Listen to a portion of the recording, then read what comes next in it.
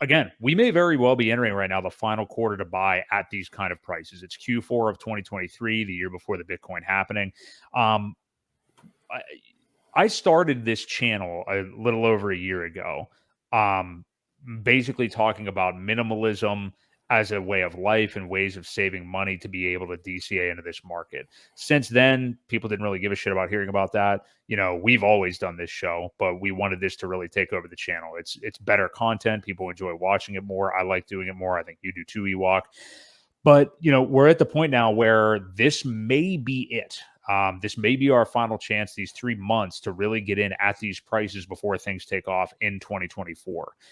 If that's the case, you know, I think we should be talking about doing anything we possibly can to DCA into this market right now. You know, I have on this channel in the past have talked about the fact that, you know, especially with inflation and things like that right now, you can save so much money on what you're eating. Dave Ramsey always talks about eating rice and beans if you're in debt.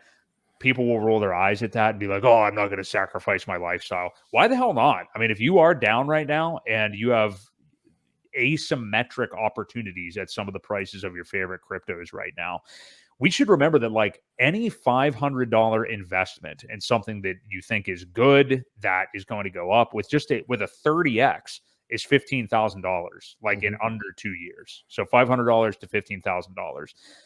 I think it's good to think of that when you're DCAing into this market right now, to realize like, man, if I have any spare change laying around, if there's anything I can sell around the house, if I can lower some utility bills or something like that, if I can get a second job, get a pay raise, you know, whatever it is, like any have a yard sale. Yeah. Whatever Stuff it you is. don't need anymore that you can always buy more of later. You know, it's a good opportunity. I don't know if a lot of you know. I haven't seen him in our chat. He hasn't really made an appearance, but Hexdeck 16. His story is he used to clean and detail cars. He would find loose change all the time. And that's what he pretty much invested from the beginning, was his loose change that he had collected from cleaning cars and things like that. Pretty cool story, you know, but it just goes to show you how much a little bit invested here and there at the right times can turn out to be crazy good profits. So yeah, take advantage of it, man. It's not going to be here forever. And, you know, eventually I can see a lot of you guys saying, man, I'll wait till it gets back down to a penny and I'll buy in then. Well, you may never see that price again. So, or may 5 cents or whatever it may be with your favorite crypto, you know, it could be XRP and you're saying, well, I'm going to wait for it to get down to 10 cents.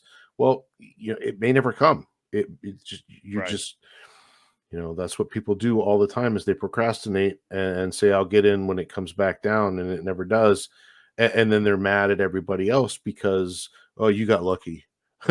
So, yes, you know, that's just kind of how it goes. Sometimes I think it's lost on people that, you know, we're talking about these kind of tips for saving money so you can DCA right now, but also just sticking with something. Like you just said, Ewok, talking about people that, oh, you got lucky because they went somewhere else. Like they weren't around for this part of the market because it's boring. They don't want to wait for it. They want the confirmation from all their friends who already got in to then get back into the market.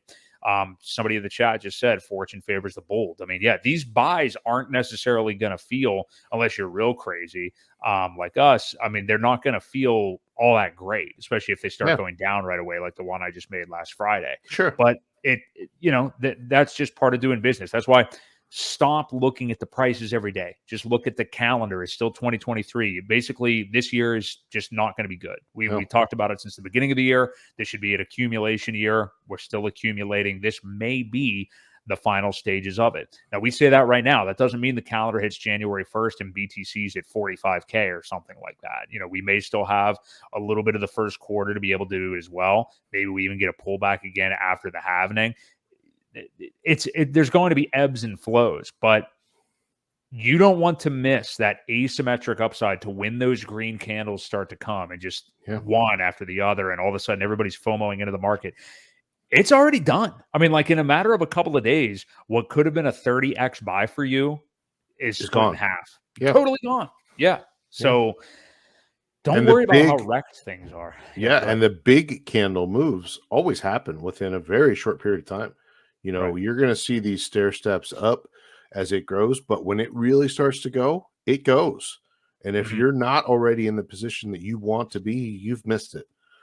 Yeah. Unfortunately, because now you're just trying to catch it. And that's what happens to the markets where a lot of people FOMO in and create those big candles within a week or so. Sometimes it's a couple weeks, but either way, that's what causes it because they were like, shit, here it goes, and I missed it. Now everybody's just dumping into the market, and that's what causes the parabolic upswing. So Yeah. Yeah, I am basically operating at like a lowest level of an emergency fund that I would be comfortable having at any given time right now. Like I'm right. just any other piece of money that comes in, I'm just basically putting into the market. And I mean that's what we're doing. I mean, it doesn't mean that you guys have to do it that way. Whatever will let you sleep at night. But boy, I just don't want to be missing these prices right now. Yep, So yeah. for Good sure. convo. Hey Ewok, did you want to mention so we new site that we have, is it Pulse Coin List that we wanted to check out? Oh yeah. I was Yeah, sharing it earlier. Let me bring it back up here. That's what sure. we were kind of looking at earlier. Oh, This is I didn't the have this up page. on my screen when you did it then. So pulsecoinlists.com, and this is / stats. But it's nice. There's token ranking. There's the ERC versus PRC, multi charts, the ecosystem. You can check a balance. You can actually buy Pulse. Here's your main coins. Here's the Pulse chain supply. It tells you whether we're being inflationary or deflationary, depending on the burn and the issuance. So that's pretty cool. It shows you the gas charges right now. Yeah. Yeah, there's a lot of cool stuff in here. Just check it out when you get a chance. I thought it was a pretty cool site. And like I said, there's a lot of different, the token ranking where it will list, here's your like top movers and your pulse chain token ranking. So here's how they're ranked out as far as, market cap goes. I think you can filter it by market cap or whatever you want to filter it by. Yeah, I Uh, like this. It's a when really you good layout. when you do that, there is a little bit of a problem here with the numbers getting out of whack. So just be careful of that. So, Is but this actually the site? Is this the site from back? Yes, it is.